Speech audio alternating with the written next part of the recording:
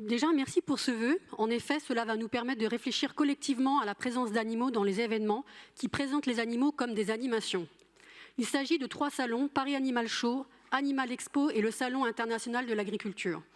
En ce qui concerne Paris Animal Show et Animal Expo, ils ont en commun d'être des plateformes, des vitrines mettant en avant des animaux dans l'objectif de les acheter. On peut y voir des chiens, des chats, des rongeurs, des reptiles, des poissons, des volatiles. La beauté de ces animaux, leur couleur, leur douceur ou parfois aussi leur étrangeté donne envie. Elle donne envie aux visiteurs de les acheter, de les posséder, d'en avoir un à la maison. Mais les animaux ne sont pas des objets. Ils ont besoin de soins précis et d'une connaissance approfondie de leurs besoins environnementaux et alimentaires. Les animaux sont des êtres doués de sensibilité, d'intelligence et de conscience. Ils ne doivent pas être acquis sous le coup d'une impulsion ou juste pour faire plaisir.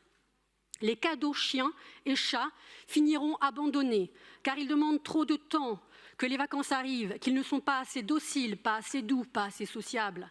Les cadeaux poissons et reptiles mourront dans l'année qui précède leur acquisition car ils sont trop compliqués, trop fragiles, tombent malades, mangent mal, manquent d'UV, manquent de vitamines, manquent de place, manquent de tout car ils n'ont rien à faire dans un aquarium ou un vivarium.